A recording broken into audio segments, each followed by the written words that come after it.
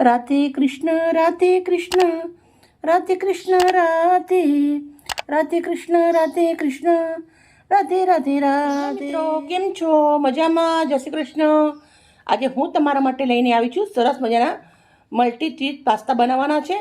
તો કેવી રીતે બનાવવાના છે પૂરી વિડીયો શેર કરી. મલ્ટી પાસ્તા લઈ લીધા છે.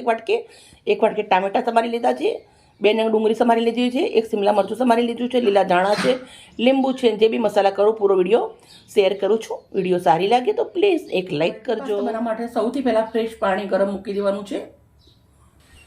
1 ચમચી મીઠું નાખું છું. હવે આપણે મલ્ટી પાસ્તા નાખી દેવાના છે. હવે પાસ્તાને સરસ ચડાવી લેવાના છે. પાસ્તા આપણા સરસ ચડી ગયા છે.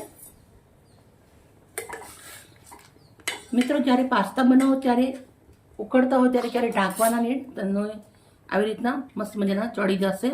તમે ઢાંકી દેશો તો ચીકણા થઈ જશે. તમે આવી રીતના ખુલ્લા બનાવશો, તમારે તેલ પણ નાખવાની જરૂર ના પડે.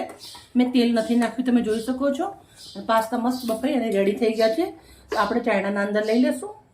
મિત્રો, હોટલ સ્ટાઇલ જેવું બનાવવા માટે આપણે સ્પેશિયલ કઢાઈની લોડાની લેવાની છે. લોડાની કઢાઈના અંદર બનાવવાનું છે. તો લોડાની કઢાઈ લીધી છે. કઢાઈ ગરમ થઈ એટલે સરસ મજાનું આપણે 1 ચમચી એટલું તેલ નાખી દીધું છે. તેલને પણ ગરમ થવા દેશું. મિત્રો, તેલ ગરમ થઈ ગયું છે તો 2 લાલ મરચાં નાખું છું. હું ઇટાલી સ્ટાઇલના અંદર પાસ્તા બનાવું છું. ડુંગળી નાખું છું. ડુંગળીને સાંતળી લેવાની છે.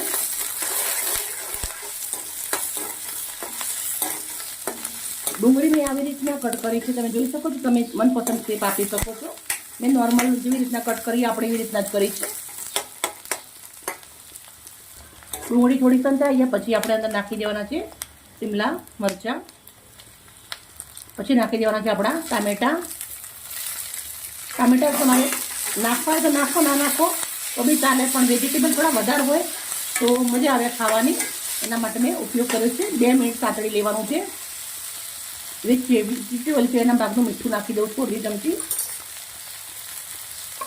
પછી મસ્ત ટેસ્ટ લાવવા માટે 1 ચપટી એટલું ચાઇનીઝ મીઠું નાખું છું. Mix mix mix. હવે આપણે 2 ચમચી ચીલી સોસ નાખું છું. 1/2 ચમચી સોયા સોસ, 1/2 ચમચીથી ઓછું વિનેગર, 2 ટીપા. પછી તલ મિક્સ. સોસના અંદર વેજીટેબલ મસ્ત મજાના સતરાઈ ગયા છે. તો હવે આપણે જે નાખી દેવાના છે મલ્ટી પાસ્તા.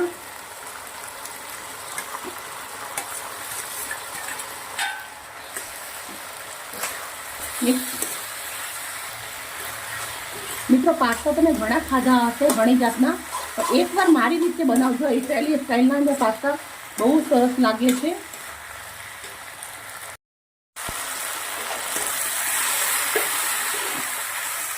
હવે આપણે લાસ્ટમાં નાખવાના છે વાટેલા કાળા મરી 1 ચમચી. પછી આપણે વાટેલા કાળા મરી નાખ્યા પછી આપણે અંદર લીંબુનો જ્યુસ નાખી દેવાનો છે. તો હું ટોટલ 1 લીંબુ નાખું છું. લીંબુથી ટેસ્ટ બહુ જ સરસ આવે અને થોડું ગરમી જેવું છે એટલે ખાવાની પણ મજા આવે. થોડા લીલા ધાણા, તમે લીલી ડુંગળી હોય તો બી નાખી શકો છો. મિત્રો, આપણા પાસ્તા એકદમ મસ્ત મજાના રેડી થઈ ગયા છે. તો ગેસને બંધ કરી દેવાનું છે અને આપણે એક પ્લેટ લીધી છે એના અંદર સર્વ કરું છું. ચીઝથી ગાર્નિશિંગ કરશું. એકદમ જોરદાર લાગશે હોટલ સ્ટાઇલ પાસ્તા. બહુ જ મસ્ત ઇટાલિયન ચીઝ પાસ્તા રેડી છે મલ્ટી. નામ તો ઘણું મોટું છે. જેટલું નામ મોટું છે એટલું ખાવામાં પણ ટેસ્ટી જ છે.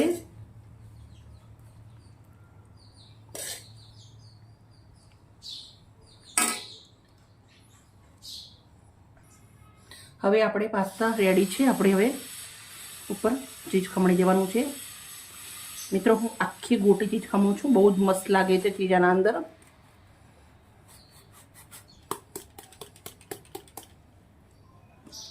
Red chilli. મિત્રો, આજની વિડીયો મારી સારી લાગી હોય તો પ્લીઝ મને એક લાઈક કરજો. અને તમારા પરિવારમાં બાળકો નાના હોય તો જરૂરથી બનાવજો. પણ માત્ર થોડું વધારે બનાવજો, કેમ કે ઓછું બનાવશો તો મોટા પણ ખાઈ જશે તો નાના ભાગમાં નહીં આવે. ઓકે મિત્રો, બાય બાય. કાલે મળીશ નવી રેસીપી સાથે.